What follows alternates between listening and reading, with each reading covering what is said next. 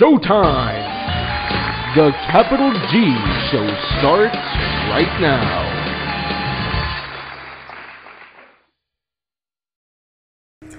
What's up YouTube, Capital G here, talking the aftermath of YCS Austin, Texas, and by far the most interesting and intriguing successful deck that we saw at this event was Robert Boyajian's top 16 Hero Fusion Gate Chain Material OTK deck. This deck is absolutely amazing, and I'm very surprised that it did so well. Now, obviously, the shock factor of people not knowing, what the heck he was trying to do definitely was a factor, because I played against this deck online and I lost, and I had no idea what Chain Material did at the time, and I didn't know if, Electro was, and I was like, what is this guy trying to do? And I'm sure so many people he played fell victim to this. Ignorance will be your downfall, people. I promise you that. Let's go into the deck list first, and then we'll talk about some of the combos and stuff like that.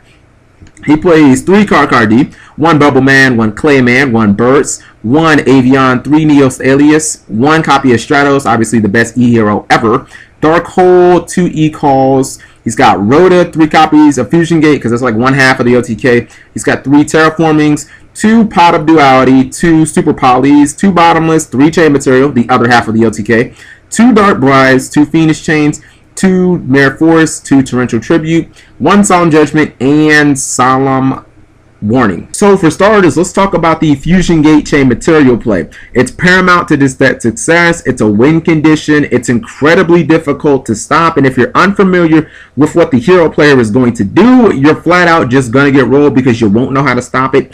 Alright, it involves you having Fusion Gate active, and then you activate Chain Material. Chain Material basically lets you start using Fusion Materials from wherever. I mean, they can be in your hand, your deck, your graveyard, doesn't matter. You can just start Fusion from anywhere. You fuse the normals in your deck with Bubble Man, and then you summon Electrum. Electrum will send all the banished cards, everything will get banished because of Fusion Gate, back to the deck, which means you can basically summon, as many Electrums as you want. It's like a never-ending cycle, but you have to be able to do something with those Electrums. What you do is you start making Gustav Maxes. Gustav Max will detach an Electrum. It'll hit your opponent for 2,000. You'll make a Gaia, which will get rid of your Gustav Max and your Electrum, and then you'll end up summoning another Electrum. All the banished stuff will get back to the respective zones, like decks or whatever, and then you'll just summon another Electrum, repeat the cycle, and it's just blah, blah, blah, blah, blah. You're just cycling through a bunch of, Shinings, Electrums, and Gustav Max, and you eventually do that 4 times, and you burn your opponent for 8,000 damage, and, outside of Effect Veiler, Fiendish Chain, or MST, which can obviously hit the Fusion Gate so your opponent can't continue, there aren't really any ways to stop this. I mean, your opponent can have Bottomless, Torrential, Mirror Forces, whatever they want, Book of Moons. It won't really matter because you can fusion an unlimited amount of times, and that's the crazy thing about this deck. That's why it has such a resistance to back row. I mean, your opponent can just have back row crazy, and that's why you don't see him running Heavy Storm or Monster Reborn or MST, because when he gets his setup, he doesn't need multiple shots at you. Now, the most important thing that I noticed about this deck, and probably the reason why he was so successful, and it's the biggest problem and detriment that I've seen in other builds, is this guy actually plays defense. You look at double Bottomless Trap Hole, double Fiendish Chain, double Mare Force, Torrential Tribute ×2. He's running the Solemn Twins.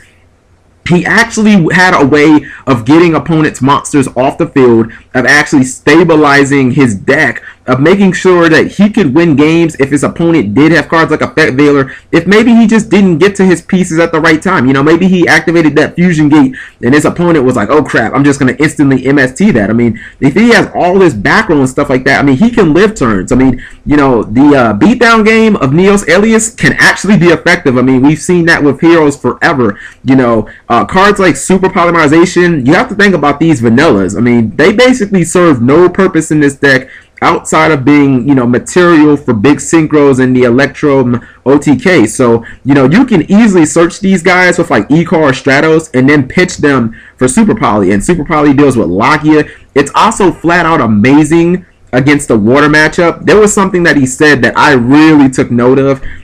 This card right here, Absolute Zero, it's an absolute nightmare for water players. They don't really have an answer to it. Water is a deck to where they put a lot of resources on the field, and sometimes it can deplete their hand. But I mean, your opponent, outside of you know, heavy infantry doesn't really have easy ways to get over this guy. Doesn't matter if they have a best guy else on the field. Doesn't matter what they put on the board. Their field's going to get Regeki. Not to mention you can cycle multiple of these guys by just using cards like Electrum or the Shining if this happens to get banished. So I look at this deck and I think, you know, at any given point, he can just OTK you with Fusion Gate and Chain Material by using Gustav Max OTK with Electrum. But then he can also play solid defense. He can keep advantage with his card Ds and stuff like that. And he can actually play solid defense and just beat you down with like a Shining and Absolute Zero, you know, slow style of play. So I actually like this deck a lot. His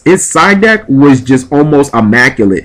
You know, cards like Snowman Eater, which he would side out for card Ds, you know, they don't speed your deck up, but they can slow down, you know, Dino Rabbit opposing players by killing Logias so that you can get off your big plays. You know, he had a lot of hate for the water deck in way of Macro Cosmos and Banisher. Oh, by the way, you can still do the Chain Material Fusion Gate OTK with cards being removed from play. So with things like Macro and Banisher face up, you can still basically OTK them. But you can obviously have lockdown ability where they can't really do anything. So, you know, all around, I think this deck is solid. I think it's going to be the deck that you see on TN and Dev Pro probably for the next week. And it's going to piss off a whole lot of people. So let me know what you guys think of this deck. Hopefully it continues to have success. Remember to click that like button and play a children's card game like a boss. Subscribing makes life happy.